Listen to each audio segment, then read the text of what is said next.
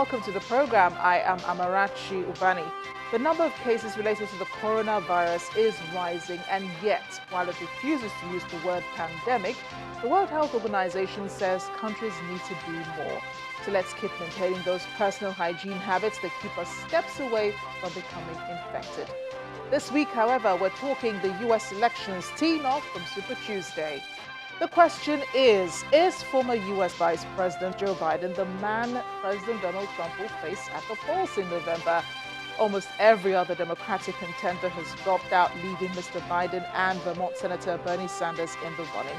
We'll be talking to former American ambassador to Nigeria, Mr. John Campbell, on his thoughts on the race so far and where the candidates stand on foreign policy. Also, neighboring Ghana celebrates 63 years of its independence. But let's begin with some other discussions in diplomatic circles.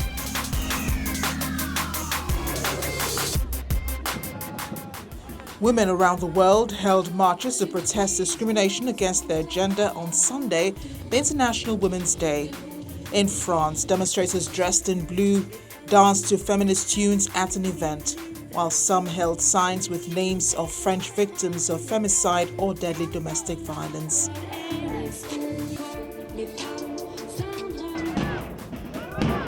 In Iraq, they chanted and held slogans condemning sectarianism and corruption and support for male protesters. Protesters in Mexico and Peru marched against rape and femicide and a halt to violence against women. Greek forces on Sunday further fortified the border with Turkey after days of tension and tear gas over the presence of migrants seeking access to European Union territory. Tractors were seen ferrying steel parts covered in barbed wire and digging up earth. Greek soldiers and riot police have been manning the borderland as thousands of migrants have made a rush for the frontier in the past few days. Their Turkish counterparts have been stationed on the other side. On February 28th, Turkey said it would let migrants cross its border into Europe, saying it could no longer contain the hundreds of thousands and the prospect of a fresh influx because of intensified fighting in northwest Syria. Greek officials say authorities have thwarted thousands of attempts by migrants to cross in the past few days.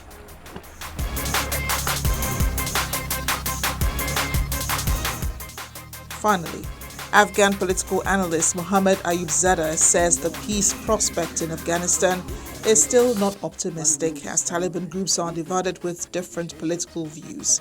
The United States and the Taliban on February 29th signed a peace deal in the Qatar capital Doha to end the longest U.S. war in history and facilitate Afghans to begin intra-Afghan dialogue for a negotiated settlement of the lingering crisis. However, the Taliban leadership ordered resumption of attacks on Afghan security forces as Afghan President Ashraf Ghani refused to release 5,000 detainees within 10 days. Meanwhile, the Taliban also refused to participate in the intra-Afghan dialogue scheduled for March 10th. Mr. Ghani said on Saturday that the Afghan government and people want a guarantee that the prisoners would not engage in violence after their release. Ayubzadeh says the current situation has exposed the fragility of the peace deal and the prospect for peace in Afghanistan is not optimistic.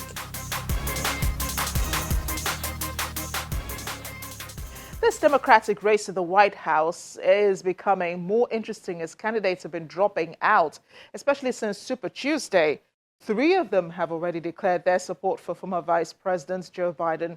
So now the race appears to be between Joe Biden and Bernie Sanders in the Democratic Party. Days after Super Tuesday, U.S. Democratic presidential candidates Joe Biden and Bernie Sanders have been bracing for a showdown in Michigan, Missouri, and 4 other nominating contests this week, with Biden issuing a warning, telling supporters in St. Louis on Saturday not to turn the primary into a campaign of negative attacks because that will only re-elect Donald Trump. So folks, you want to nominate a Democrat, a lifelong Democrat, a proud Democrat, an Biden-Obama Democrat, join us. If you want a nominee who'll bring the party together, who'll run on a positive, progressive vision for the future, not turn this primary into a campaign of negative attacks, because that'll only re-elect Donald Trump if we go that route. I know I've met every major foreign leader in the last 40 years. I promise you, I will repair our alliances, and I'll make it clear to our allies that we can be trusted again.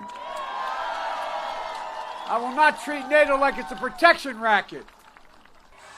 The 78-year-old Bernie Sanders, who until recently was the frontrunner in the Democratic Party's race to face Republican Donald Trump in November, is now trailing in delegates and desperate to regain momentum after the 77-year-old Joe Biden received a rush of endorsements from party establishment figures following his strong Super Tuesdays showing last week.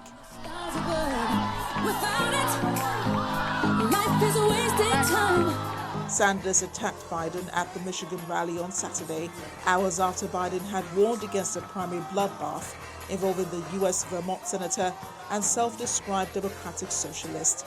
But he promised to support Biden if he becomes the party's nominee. No matter what our differences might be, at the end of the day, when one candidate is selected to represent the Democratic Party, all of the other candidates will come in behind that candidate because we know how important it is to defeat Trump. So Joe Biden and I have our differences, and I'm going to articulate them. But at the end of the day, Joe has made it clear he will support me if I win. I am making it clear I will support him. If he wins, together, we're going to go forward and defeat Trump. As for U.S. President Donald Trump, Super Tuesday was a great comeback for the former vice president. I thought the results was a great comeback for Joe Biden. Incredible comeback when you think about it. But if you would have looked, if Elizabeth Warren would have done what she probably should have done from their point of view, he would have won, right? He would have won a lot of states, including Massachusetts, probably Texas, definitely Minnesota. So Bernie would have won states that he lost, and he lost fairly easily. But in particular, Massachusetts, I would say Minnesota in particular. I would also say Texas and some others. So had she, I put something out on it this morning, she was really a spoiler because other people got out and those votes inured to Joe. And those people really helped Joe, by getting out early, by the couple that got out and did the endorsement. Biden won 10 out of 14 states, including the major prize of Texas, and stormed ahead in the overall tally of delegates who will choose a presidential nominee at the Democratic Convention in July. Until a week ago, Biden had trailed Sanders in most states in national opinion polls.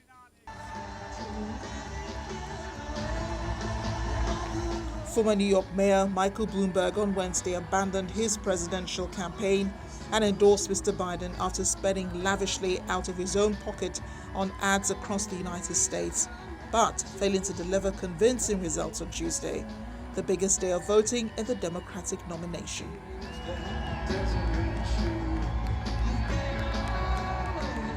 Elizabeth Warren, the senator from Massachusetts, having pulled out also from the race, says she's talking to her team to assess the path forward. She had had disappointing results across the board on Tuesday, including coming third in her home state. Is you don't get what you don't fight for. I am in this fight. Trump says Sanders would have done better on Tuesday if Warren had dropped out of the race beforehand and backed him. Other candidates, Amy Klobuchar, Pete Buttigieg, and Beto O'Rourke, pulled out of the race and threw their support behind Biden. The race, however, is far from over. Both Biden and Sanders get back on the campaign trail to secure more delegates for the next round of primaries. Endowed by Creator with certain inalienable rights. Welcome back. We now continue our conversation with the former U.S. Ambassador to Nigeria, Mr. John Campbell, on the U.S. elections and the preparations so far. I would like to bring in former U.S. Ambassador to Nigeria, John Campbell, to share his thoughts on the race. He joins us from Washington. Ambassador Campbell, thank you for joining us on Diplomatic Channel. My pleasure to be with you. Let's begin with President Donald Trump, who appears to be the only candidate in the Republican Party who is running in this race. Why is that, and how does that work? Well, now the other way around. President Trump is running alone for the Republican nomination for the presidency. And in the case of the Democrats, former Vice President Joe Biden and Senator Bernie Sanders are still contesting the Democratic nomination for the presidency. What do you make of the Democratic primaries so far? The Republican primaries have attracted almost no media attention because the outcome is entirely known. President Trump faces no significant opposition within the Republican Party, so that he, in fact, already in effect has virtually all of the Republican Party delegates that he needs for the Republican nomination at the convention this summer. That's why you don't hear anything about the Republican primaries. Democratic primary, of course, has been extremely different. Different because, first of all, there have been multiple candidates. And secondly, because those multiple candidates have tended to group themselves somewhat to the left and somewhat to the right. Within the Democratic Party and amongst the Democratic candidates, the principal issues have not been so much policy, but rather which candidate is most likely to be able to defeat the president in the November elections. And that question remains open. The Democratic Party establishment and much of the commentary coming from the American media assumes that former Vice President Biden is in the strongest position to defeat President Trump. However, Senator Bernie Sanders argues that, in effect, the American electorate has moved to the left, and that therefore he is in the better position to defeat President Trump. Remains to be seen what happens in the next upcoming primaries. But I would say within a month, it will be absolutely clear which of the two is going to get the Democratic nomination. Now, Ambassador, there is a sense of deja vu here. Bernie Sanders has run before, back in 2015 when he was up against Hillary Clinton. And because he refused to give up his candidacy back then, it cost her votes and time during the election eventually. Do you think that this time he will be any different for him? No, not really. I don't think it'll be different. I think Senator Sanders will continue to contest right up to the convention this summer. What about Joe Biden? At the start of the race, it didn't look like he would get this far. Now we see the momentum building around his campaign. What do you think is the driver here? And could his popularity have anything to do with African Americans? And could that also be attributed to his affiliations with former President Barack Obama? That certainly contributes to it, yes. But I think it's considerably more complex than that. Vice President Biden has long had deep connections with the African American community and also with the Hispanic community. He also for long has had deep connections with white working class Americans. The African American community and the Hispanic community, and for that matter, the white working class community, all three tend to be socially somewhat more conservative than those that support Senator Sanders. There's more on our interview with the former U.S. Ambassador to Nigeria, Mr. John Campbell. After the break, stay with us. Welcome back. We now continue our conversation with the former U.S. Ambassador to Nigeria, Mr. John Campbell, on the U.S. elections and the preparations so far. Many opinion polls consistently suggest Mr. Biden is the one to beat President Trump at the poll, but it appears that the president would rather have Mr. Sanders against him just before November. Do you think that Mr. Biden is the one to beat President Trump at the polls? Yes, I think he is. I think that the former vice president is able to connect with the broad mass of the American population in an effective way. It's long been conventional wisdom that the president has always seen Biden as potentially his strongest opponent. For most of the candidates, when they talk foreign policy, not much is said about Africa. Even the current president does not talk much about it. Do you think they do consider America's foreign policy towards this continent? That's right. That was also true during the elections of 2016. I think there's a fairly important point to be made here.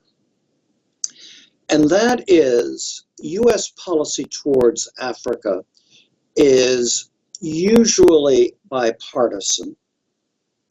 It doesn't change very much, though the style can change.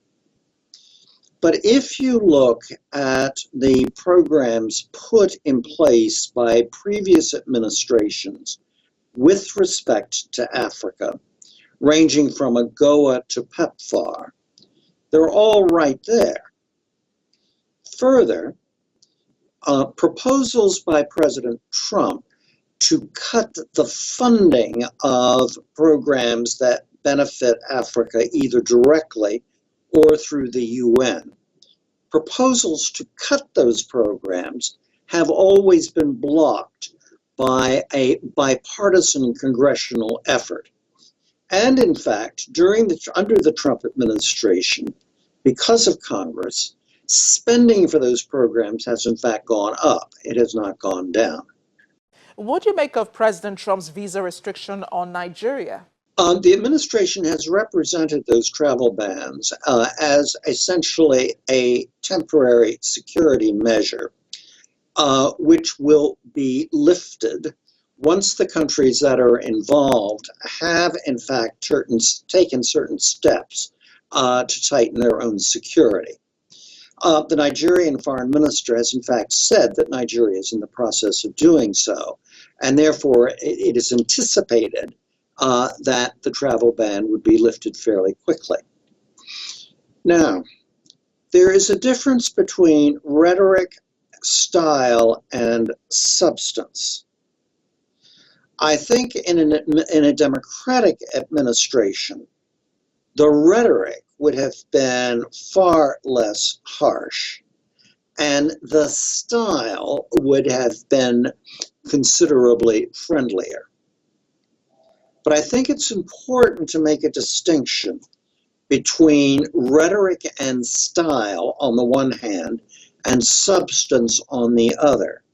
And in terms of substance, there is remarkable continuity in American policy towards Africa. And who do you have your money on to make it to the White House eventually? Who do I think it would be? Well, you could ask me, or you could ask my cat. Either of us would, have an equally valid view. I tend to think that at the end of the day, it will be Vice President Biden. Now, this could reflect essentially where I live. I live outside of Washington, D.C., in a part of the country that is strongly Democratic. But I tend to think that the president's personal style is going to cost him in terms of electoral support. Vice President Biden has, by the way, a very easy personal style. People like him. He's not contentious or difficult. Your question to me was, as of right now, which of the two did I think was most likely to win. And as of right now, I tend to think that it will be the former vice president. I'll stay with international relations. Neighboring Ghana turned 63 on March 6th and decided to celebrate with friends from Nigeria and the diplomatic corps here in Lagos. Ghanaians from all walks of life gathered at the Echo Hotel and Suites to celebrate culture and unity of the Ghanaian people. Many were proudly dressed in the traditional Ghanaian attire. It was a time for pictures, a taste of Ghanaian cuisines, drinks, and listen to Ghanaian music, which many jived to.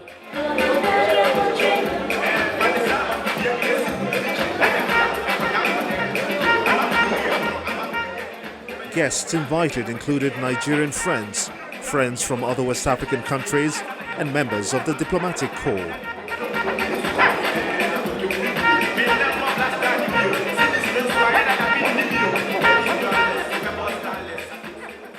The High Commissioner to Nigeria, Alhaji Rashid Bawa, praised Ghana's journey from independence.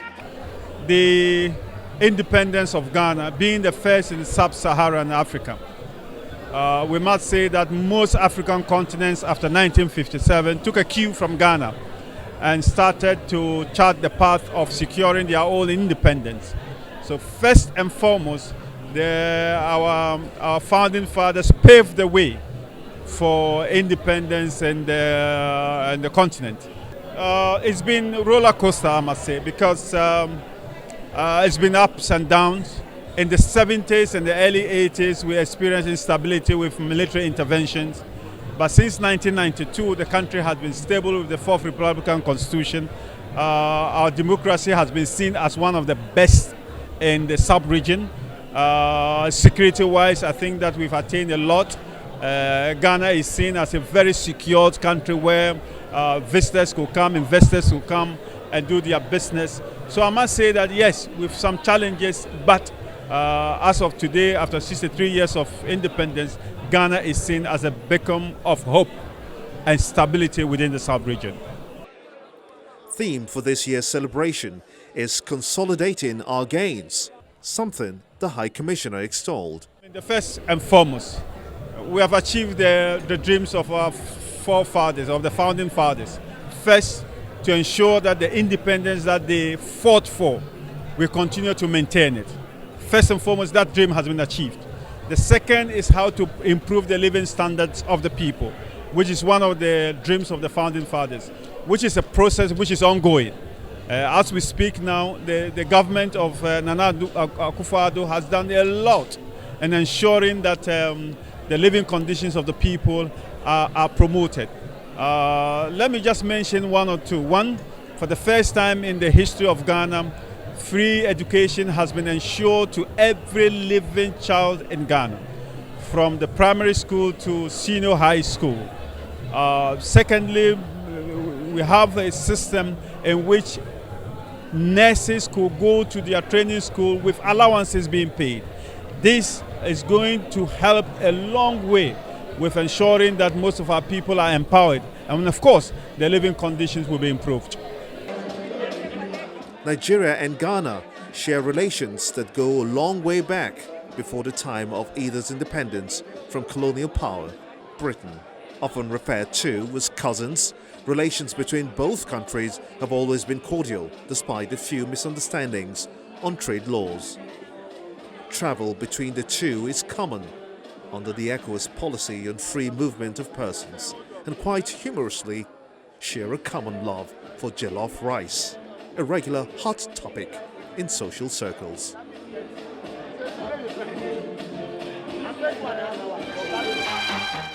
That's the program today. Thanks again for watching. You can reach us via any of our social media handles showing on your screen. I am Amarachi Ubani. I'll see you next time.